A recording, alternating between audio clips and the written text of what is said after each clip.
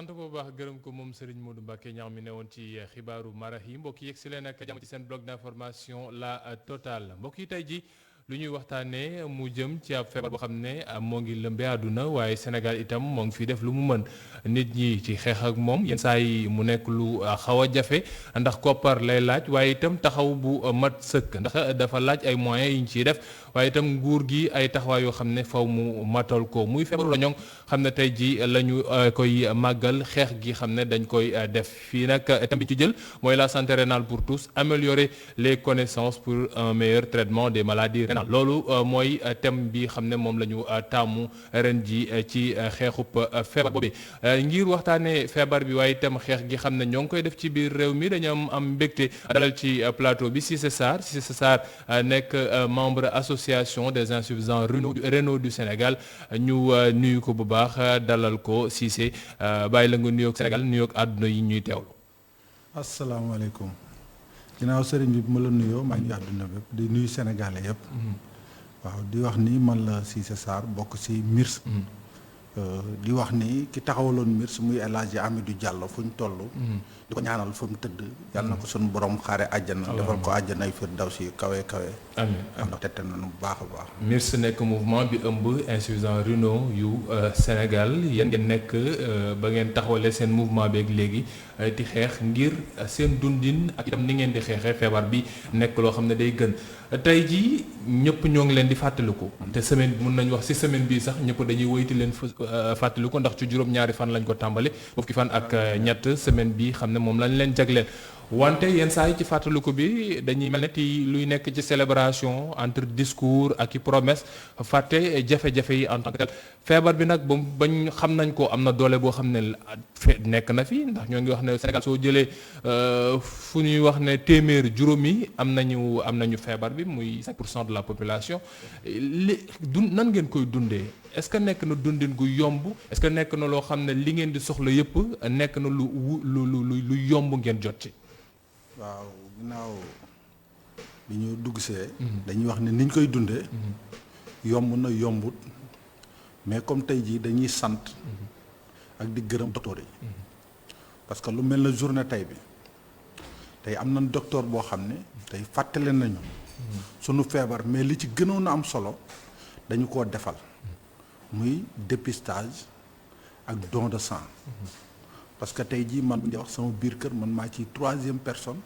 bu lii dal. kon tey biñ ci àggee docteur bi daf maa teel a xamal ni ma kon jéem a la xool sa njaboot balaa law.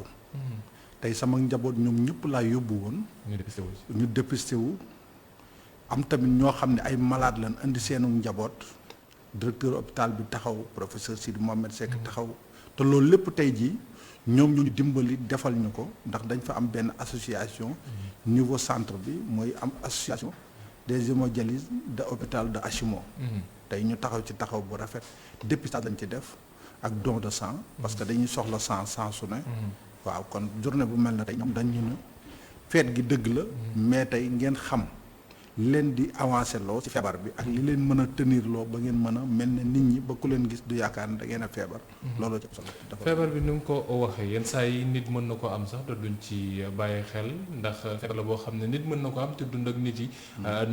normalement te loolu sax ab gëstu boo xam ne suñu benn reporter defal nañu ko xam naa ñu seetaan élément Boubacar Dieng mi dem seeti ci benn centre hémodialyse yi nekk ci biir Ndakaaru boobee xam ne centre boobee lu toll ci benn fukki nit.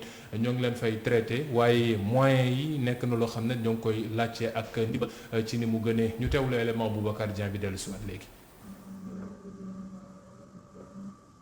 si wetam mu teg si cahier surveillance hémodialyse yi muy def ay bés bu nekk ñii ñëpp ku si nekk defagum ngay waxtu fii nga nekk daanaka. ñeent ba juróomi waxtu la ñuy def balaa ñoo pare dialyse fistule artério-veineuse yi nag xonq coy ak deret waa ji def na léegi fukki at bi mu dund ak feebar bi.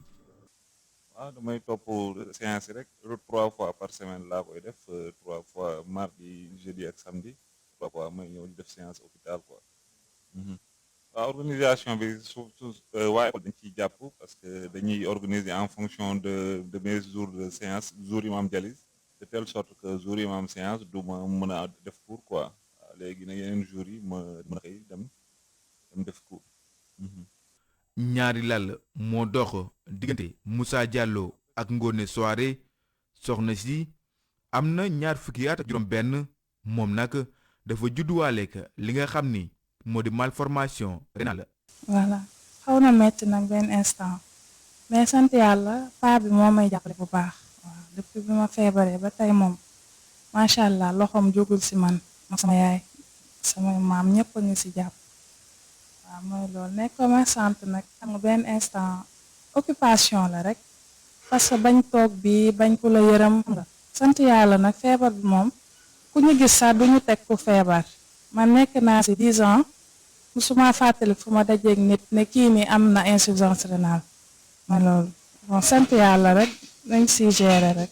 wante ngir woyofal mbir yi si Ngoné ak ñu ni mel Moussa di sàkku rek ñu appliquer loi bi leen di permettre ñu def transplantation rénale. loi bi ñu voté woon pour la transplantation rénale bi nga xam ne voté nañ ko depuis près de 4 ans ñun malades hémodialysés yi ñu ngi koy xaar parce que boobu léegi exécution bi amul waaw ñu ngi koy xaar te métti na trop ñu seen daal danañ ko gis noonu am benn centre bi nekk fii ci biir Ndakaaru suñu reporter dem fa doon gëstu ñooñu nan la ñuy dundee feebar ba seen i soxla yegsi na ci kenn ku ñu mujj jël ci poñ bi nga doon waaj a dugg léegi mu lu jëm ci loi transplantation rénale ñoo ngi fàttaliku ci 2020 2021 président de la République waxoon na ko ne woon faw ñu taxaw ci waaye ba léegi dafa mel ne yeggaguñ ci yéen ñi xam ne yéen a yore te dund ak feebar bi am seen i association ti waxtaan ak docteur yi ti waxtaan ak itam autorités yi lan lañ leen xamal ci li waral mbir mi xaw a yéex ba léegi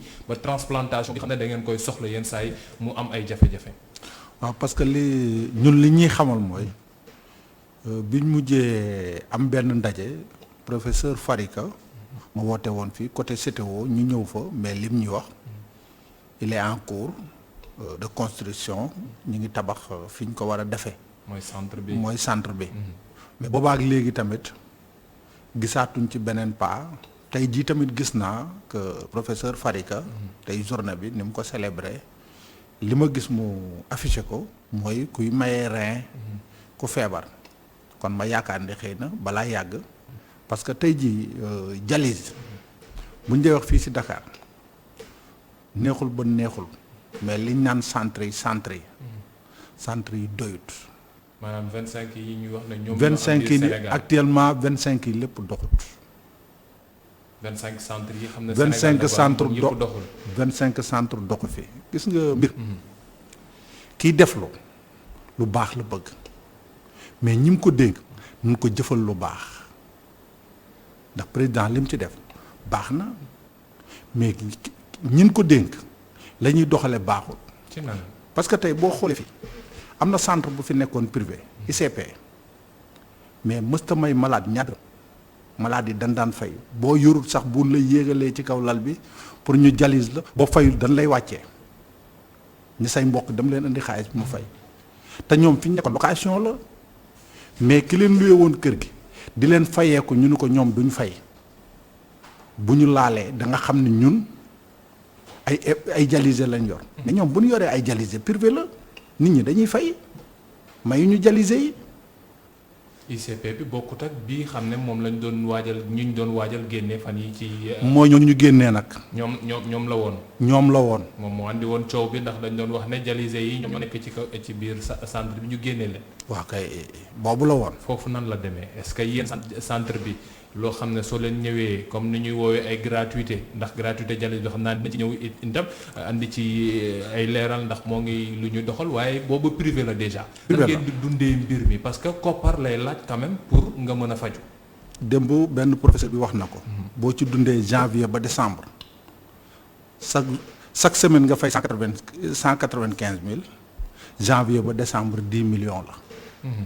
léegi koo xam ne sa bakkan janvier ba décembre 10 millions la kan moo ko mën. kenn mënu ko centre boobu nag ICP demoon na bay wàññi di def 20 400 moom sax moo ko fi doon def. par semaine. mais centre boobu tey ñi géré woon centre bi kenn nekku ci nitu santé duñ ay nitu santé. loolu garaaw na de. non duñ niti santé. feebar bu xaw a délicat bu délicat bu mel noonu. ñu leen di defal dialyse ak yëpp kenn du ci nitu santé. non infirmière ya fa nekk. ay waa santé lañ. mais ñi ko gérer ñi nga xam ne tey xaalis beeg lépp luy dox ci centre bi seen loxo lay jaar duñu nitu santé kenn xamu ci wàllu santé dara. liñ xam ci santé am ci notion foofu lañ ko may parce que dafa am un jour seen benn ambulance nekk Kër Mbay Fall nit ñi di wax ma xool ambulance bi woote ci numéro bi ñu wuyu ma bi ma tàmbalee wax xam nga lan la ma tontu. li ma loolu yoonu kenn nekku ci ñun ñoo ko moom te ñun ay privé lañ ma ne ko am ngeen ci droit. moo tax bi nee tëj centre bi nit ñi di wax naan ne man leen pour quelle raison mais fii ñaata centre fi am. ABC mi ngi fii centre Sidiba mi ngi romb assemblée te ñoom ñoo ëppi lal centre Sidiba. te centre Sidiba ba tey jii mi ngi dox tëjut te mi ngi fay loyer normal. mais ñoom tey jii état pour man état ak ministre de la santé. ñoo warul woon a seetaan centre boobu di tëj. wala ñoom bu ñu defee connerie ndax xamuñu ci dara ban di ko tëj ñu jëli ñu ci xam dara mën koo doxal joxaat leen centre bi parce que actuellement nii Dakar ñetti centre privé fi nekk. ICP bi fi ñëw. ICP moom waxatuma ko tëj na ñett muy ABC te ABC fonction ñi am prise en charge fonction publique ak yooyu moom lay jël bi ci des mooy centre Sidiba docteur Sidiba. moo nekk rond-point assemblée bi ci des mooy clinique Madeleine moom ñun baadoo lay jotuñu fa ku mënta jote ci 65000 bi doo dem foofu. léegi bi fi nekk ci centre waa Dakar di fi jóge Mbour lañ jëm centre privé bi fi des Mbour la. kon fi mu toll nii da ngaa bëgg wax ne Dakar ak li muy am ci nit ñi xam ne ñoo ngi dund ak feebaru roño semaine bi nga war a def au moins 2 wala 3 fois li ci sa dialyse. war a dem seeti ci say visite. kon dañuy dem ba Mbour ngir mën a faju ci. su fekkee ci privé bi la. ci privé bi la actuellement centre Sidiba fees na. ABC fees na Mbour lañ jëm Dakar fi mu toll nii amatul centre privé. public bi nag. public bi fees na public bi fees na. public bi ñaata la mën a jël ba. tey public bi xoola public bi loo xam ne mu si am muy 3 séances tey jii day am ci public bi par jour 3 séances par jour léegi infirmières yi dañuy yeewu 4 heures du matin wala 4 heures moins surtout bu dee mercredi. 4 heures moins la ñuy yeewu di brancher nit ñi. di brancher première heure deuxième heure troisième heure. parce que ñi nekkoon ICP yëpp dëgg la état jàpp na ci. ministre bi jàpp na ci. ba dañ leen a tas si yenn centre yi. mais lii problème bi mooy nañ ñu dimbali ndax dafa am centre yoo xam ne ñu ngi Dakar fii te dañoo war a ubbi. muy benn dalal jàmm am na centre. mais dañ ko ubbi woon comme Covid bi. mais centre dalal jàmm bi nañ ci wax ubbi ko zone de captage. am na boo xam ne waa Achir yi ñoom ñoo ko yor mais booba tamit dañ ni woon travaux bi du yàgg nangam mais jusqu'à présent mais nan fexe boobu mu ubbi ñun lu faj maladie rek lañ bëgg. mais est-ce que lépp loo xam ne laaj nañ ko ci condition wala dañuy bañ li dal ICP nekk loo xam ne day dalaat ñeneen ñi maanaam nga tàmbali def sa liggéey waaye ni nga koy defee nekkul nu gën ay ñu nekkul ay médecins bañ yore mbir mi wala lépp luy condition requis du fa nekk. parce que xam nga ndax ICP boobu ngeen nekk. ñu ngi wax sax ne yenn saa yi ñii xam ne ñooy def dialyse dañu mel ne lu laalewul ak feebar bi médecine en tant que tel. kon suñ demee ba loolu ci am est-ce que jotul ñu xool en tant que tel fu nekk ka koy def moom tamit mu nekk ko xam ne war na ko def. loolu nag ay problème bi gis nga nee naa la dialyse actuellement da cee am volet yoo xam ne nan ko dénk ñin ko war a mën a dénk ay xale ndaw a ngi fi doon ay professeur di ay docteur tey jëf te yàlla rek tax ndax gis nga feebar bi feebar la boo xam ne moom lu la ci waay mën a wax lu dul di jëf te yàlla rek tax moom feebar la boo xam ne dafa kuta am na ñoo xam ne nag moom ci xaalis bi rek lañ topp ndax tey jii boo yoree faju boo yoruwut doo faju ndax analyse yi sëqat boo ko defee ñun la analyse boo wokkatoo analyse bu say bët tooyee sax soj donc soj rek bu ñu ko defee sonn loo def ñun la analyse te wax nañ dëgg ndax day feebar boo xam ne foog ñu karkaral ko parce que dafa am feebar la te léegi dafa am yenn feebar yoo xam ne xajatul ci biir feebar bi ba moo tax docteur yi dañuy veiller tellement que boo ñëwee tey ji ñu Bëgguñu gis la nga leen lu ci daa rax. waa kay boo daan waxtaan sax ñu gis la nga ñëw waxtaanoo danañ jéem a trouver lan moo tax tey waxoo mais liy wax ji mooy tey comme centre yooyu ñuy wax état moo war a jëmbat fulla ne ah kii kat ne woon na centre bi ñu jox ko da koy réfectionné waat defar ko buñ ko joxee ñaata la doon laaj ñu ni nangam mu ni ci ñaata ñu ni ci diir parce que dem bi ma déggee muy wax dani ñi ko joxoon pour ñu war koo liggéey ñooñu ñoo am problème man kon état ak ministre de la santé nañ ko dimbali moom ndax société boobu mën a taxawaat ñu defar loolu ndax centre bi Sénégal la ko soxla malade yi ñoo ko soxla. ndax dañu ne centre bu gën a rëy ci. ndax Afrique la ñu wax. waaw moom lañ fi bëgg tab moom lañ fi bëgg tabax. waaw wala sax ñu jox ko keneen. waaw wala bu fekkee ni moom it mënta dem.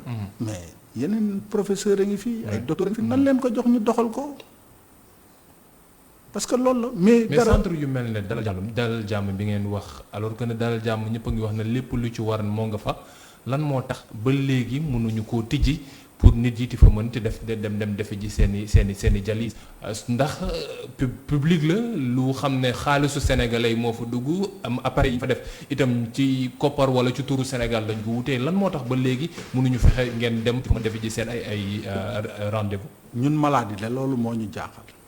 est-ce que waxtaan ngeen ci kilifa yi. parce que tey jii kiñ ci war a waxtaanal.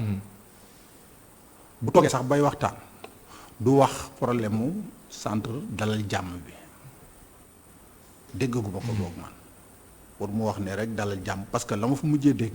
Covid bi ñi daan amee Covid lañ fa doon yóbbu. waaw amee naaja ko pour Covid bi te ñun Covid bi su ma la waxee li mu rey ci ay ñu amee insuffisance rénale doo ko gëm. dégg nañ ne def na ay ravage mais amuñu ay chiffres en tant que tel parce que dégg nañ ne ñu am dialyse ñi am feebaru rein en tant que tel sonaloon na leen ndax li nga wax léegi feebar la boo xam ne beneen feebar waru ci mën a topp. ok ñun nag segam dañoo yor feebar boo xam ne feebar bu ñu rax gaañ ñu te bi Covid bi amee ci la ñu gën a bàyyee arat dan ñun dañoo exposé wu ñuy xaar nit ñi kat ndimbal gi ñu wax di ko dimbalee nit ñi dana nu ko dimbalee ñun forage dàllu fi deen xam nga lu ñu doon dimbalee. masque ak gel. rek masque ak gel. bon da nga bëgg wax nguurub Sénégal amul leen lu mu leen taxaw ci mbir jamonoy Covid. man la ñi mu ko dénkoon ñëpp laa wax man Cissé Sarr. fond force Covid bi at yi ñuy wax ak yëpp yéen jotoo leen ci. gisuma ko te asimo laay fajoo am ñoo xam ne ña ngay fajoo si woon nangam ku si nekk taxaw naa lu ne amut suñ paree dañuy buuxante ji ci karab di. ok moom ak zéro yam su fekkee da ngay def gel ba pare dugg ci kanam moom ak zéro fooy dugg feneen boo yorut sa oto fan ngay dugg te taxi boo waxee benn taxi mun la ñaari nit laay yàpp jox ma 8000 dangaa mën booy dem fay 8000 booy retourné fay 8000 foo koy jëlee. lu jëm ci gratuité bi ndax wax nañ implantation bi nguur gi loi bi ñoo ngi yéexante ba léegi li jëm ci gratuité dialyse bi ndax juróon na fi coow ay jamono nit yi di wax ne ñoo ngi wax gratuité en tant que tel waaye gratuité bi mooy soo ñëwee ñu defal ñu branché la ci machine bi bàyyi la nga loolu rek moo ci gratuit li jëm ci garab yeeg lépp yow yaa koy jëndal sa bopp. est-ce que gratuité bon amati na fa wala yéen tamit yéen yaa leen bëgg ñu jox leen lépp. waaw dañoo bëgg ñu jox ñu lépp. naam état moom li def. ci gratuité dañ ko ciy sant. mais nag li ñuy wax buñ la joxee ni la jàppal lii da nga yóotuwaat la ca des. parce que tey jii dañoo mënoon di liggéey di def ak dindi. te tey mënatunoo liggéey te li ñu waroon wàccuñu. bu sàcc bi dolli ko wut wàññi ko wut. ndax tey jii dañoo yor famille yoroon njaboot na ñëpp di leen dundal. ñu ci fay location di fay location. donc yow léegi boo liggéeyeetu léegi dafa am piqûre boo xam ne mooy dolli deret Misera ak OPO yi. OPO bu dee mu nga jënd ça coûte 10 000 et quelque mois bi da nga ci jënd ñett. benn piqûre bi. benn piqûre bi ñett nga ci nga war ko jënd ñett yoon ci weer wi. waaw bu dee muy 30 000 muy 30 000 bu dee Misera bi moom boo ko dee jënd benn ngay jënd muy 27 500 bu amee ci biir hôpital yi nii fajoo. bu amul ci biir hôpital yi bu dee ci pharmacie yi si biti ça coûte 85 000. Misera 87 000 ci 85 000. bu fekkee nag dose 75 bi nga bëgg. mi ngi jar 127 700. te ku nekk ak bi nga war a jël. bi nga war a jël. kon li ñu bëgg mooy état moo ñu mën a dimbali xam ne ay doomi réew mi lañ. déjà tey boo ko waxee dañuy yaakaar ni tey bëgguñu ko nuy xool sax da ndimbal de trop mais yàlla moo nu ko natoo tey jox ñu jàngoro joo xam ne tey yóbbe nañu nga baal ma ci kàddu bi waaye ndax tamit yenn saa yi ñi dañuy wax loolu dañuy wax ne non Sénégal dañu lay jàppale mais dañuy mel ne luy xaw a foqali est-ce que foqali ngeen ko mën a jàppale ngeen ne non dafa am loo xam ne soxla nañ ko te suñu wér-gu-yaram la noonu nañ ñu ko jox waaw non ndax su fekkee ne comme ni ko waxee benn piqûre bi su fekkee ci biir hôpital yi ñoo ngi koy jaayee 27000 peut-être lu tax gën ko gën a fas gën a tasaare ci biir l'hôpital yi wala ñu gën ko wàññi. waaw parce que actuellement nii ay jamono ci ginnaaw dañ ko daan bëgg muy nekk rupture mais vraiment diggante bi Covid bi jeexee nii ak ren yàlla dëgg rek la bëgg ñu ngi koy gis ci su fi ñuy fajoo mi ngeen di fajoo ba heure boo laajee ñun la am na des fois dañuy toog sax pharmacie ñooy yable ñëw daan ne miséral am na léegi ñu bëgg a jëndi daw jëndi ñëw dogat mais li ci des mooy analyse yi tey dafa am analyse yoo xam bu ñu la koy def loolu man am na analyse yoo xam bi ñu ma ko bindalee bi ma seetee fu ne dañ ne ma demal Pasteur waaw mais bi ma fa àggee pour laaj bi ñu ma waxee prix bi lépp mi ngi nekk 117 000 et quelque fu ma ko jëlee boobu ma ko billaahi daaw ba ren presque mën na 8 mois wala 9 mois fu ma xam fu ne dugg naa fa parce que des fois da ngay dem ci nit ñi ba ci yàgg boo demaatee ba tëdd da nga naan est-ce que jar na ko est-ce que du ma bàyyi lu yàlla def mu gën parce que des fois dañuy toll foo xam ne léeg-léeg nga gis koo xam feebar bi day dem ba toll foo xam ne li ngay jàpp boo fooree da nga naan yàlla du bind ci fukk di rey ci juróom kon du tax mukk ma gën a tuuteel sama bopp parce que ki la war a dimbali bu dee xam nga ñëw pour mu dimbali la yaa problème mais yow it da ngaa war a gëm sa bopp gëm yàlla xam ne yàlla du bind ci fukk di rey ci juróom te wéy ci sabab la waaw wéy ci sabab la waaw ndax boo sabab loo rek yàlla dimbali la fi mu toll nii su fekkoon ne ndax temps bi luñ ci desee bëreetul noonu su fekkoon ne da ngeen am appel boo xam ne da ngeen koy lancé kii di président Macky Sall wala ministre de la santé Abdoulaye Diouf Sarr lan lay doon ndax dañuy fàtte ne moom mooy ministre de la santé mais action sociale aussi ci moom la nekk kon nag dimbal wala leneen su waree am peut-être loxoom war na cee ñam lan ngeen di xaar ci ñoom ñaar li xam ne yéen fi mu toll nii mooy li gën a crucial ci seen ay besoins.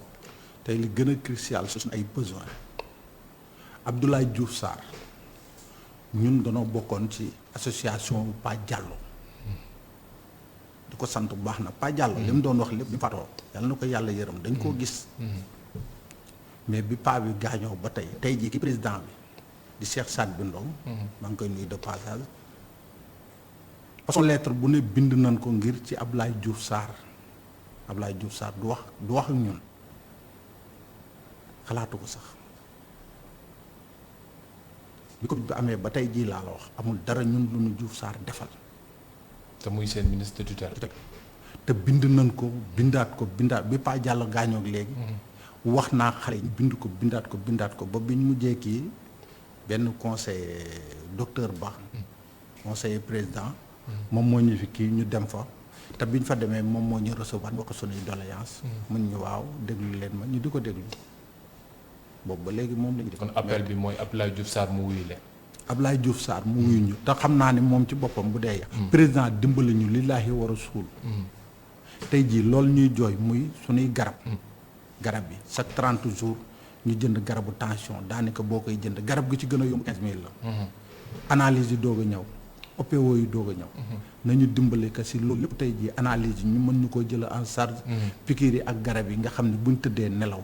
jaan wàcc. loolu dong lañ desee allahumma amiin kon yàlla na mat te président dégg woote googee ndax ay woote doomu réew mi la yoo xam ne dañ fi nekk ti daan seen doole ba feebar dal leen ci waaye nag li ñu bëgg rek mooy ñu gën leen taxaw gratuité am na mais nañu gën a ubbi centre yi ngir ñu mën a def seen dialyse correctement implantation bi aussi ñu nekk loo xam ne dinañ ci wax ci loi boobee xam naa ne dinañu woo député ngir ñoom tamit ñu àndi ñu ci ay leeral wax ñu lan moo waral yéexaay googee te itam seen i garab ñu xoolal leen ci gën a allégé su fekkee ne mënuñu leen defal gratuité complète bi ndax loolu mooy li leen gërëm sax bu baax gërëm ko moom Cissé Sarr bokk ci association des insuffisants rénaux du Sénégal ñu fàttali leen ne tey wala sax ayu bés yi samedi altine lañ ko tàmbalee ba samedi bi incha allah muy semaine yi xam ne dañuy fàttaliku xeex gi ñuy xeex lii di feebaru roño mbokk yi léegi-léegi ñu tuuti publicité laata ñu yegsi ci mujjanteelu pàcc seen bloc d'information la totale ñu war ci dalal tey nag Alioune Keita Diop nekk président amical des militaires et anciens anciens de la classe 92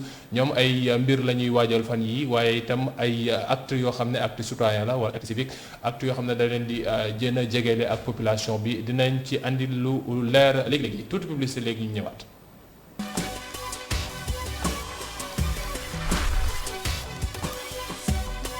sant ko bu baax gërëm ko moom Adama Anouska Ba mi ne woon ci xibaaru nasaraan yi ñetti ci mujjanteelu pàcc seen bloc d'information la Total mbokk yi ci mujjanteel gi nag tey mbégte la ñu am dalal ci plateau bi ci juróomi simili yu ñu desee kii di Alioune Keita Diop nekk njiital amical ancien militaire et ancien de la classe 92 muy waa AMAC 92 ñoom nag xam ne lii ci notion bi ñuy wax armée nation ñoom dañ ko incorporé am ay mbir yoo xam ne ñoo ngi ko ci bëgg a def yenn saa yi ñiiti militaires yi suñu bàyyee dañuy wax ne dañuy nekk ci privé bi wala ñu nekk ci seen i mbiru bopp ñoom defuñu loolu am na loo xam ne ñoo ngi ko bëgg taxawal ngir ñëw jàppale sénégalais yi muy mayeb deret ñu war ko def ci gaawu gile Alioune ñu nuyu la xam naa ne temps bi moom néew na loolu waaye ñu bàyyi la ngeen jàll seen message par rapport ak seen événement waaye itam ngeen wax ñu lan moo waral ngeen yéen waa classe 92 ngeen ni da ngeen def ay journée yu ñu mel.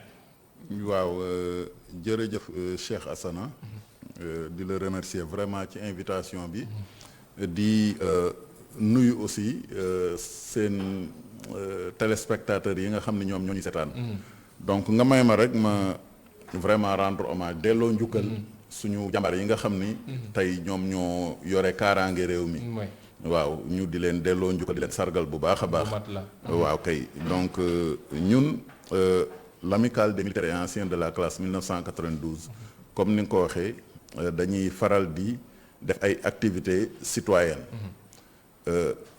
lii nag c'est dans le cadre de la relance de nos activités parce que ku ne xam na ni ñaari at yi weesu nii mbas mi moo tënk ñu bëri ba mënuñu woon def seeni activités donc ñu xalaat ci nag ne nañu ko tàmbaleewaat suñuy activité ci mayam deret ndax amicale bi dafay faral di def comme ni ma la ko waxee ay activités citoyennes donc bëccëgu maye deret boobu ñi ngi koy defee à l'hôpital militaire de Ouakam le 12 mars muy IHO waaw ex IHO le 12 mars 2022 inchallah voilà ngeen di def ab activité boo xam ne mbirum maye deret la ci jamono yoo xam ne tout le temps on entend nit yi di wax ne concept armée nation lu ñu war a tellu si waat la ngir mën a jubóole armée bi ak nation bi en tant que tel est-ce que nekkul ne da ngeen di gën a wuy si appel bi xam ne ñëpp moom la ñuy def muy xamale ak itam gën a wóorale lii ci diggante bi war a am ci diggante sénégalais yi citoyen simple yi nuñ leen di wooye wala civil yi ak ñiiti militaires yi. waaw jërëjëf. question bu am solo nga posé. et boo xoolee ñun.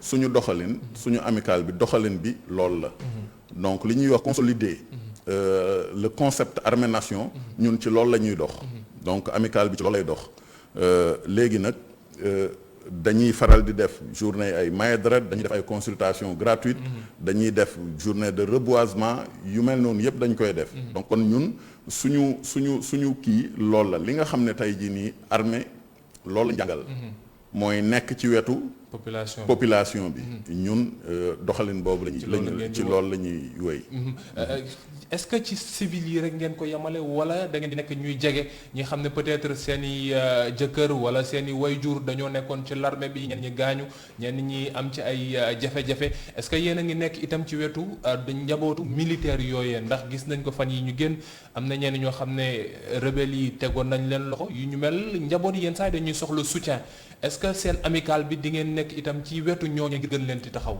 yamuñu ci ñooñu rek. yamuñu ci njabootu ñooñu rek. ñi nga xam ne tey jii nii ay militaire lañ sax nekk ci ay jafe-jafe. wala boog ñu nekkoon ay militaire nekk ci ay jafe-jafe. dañuy nekk seen wet.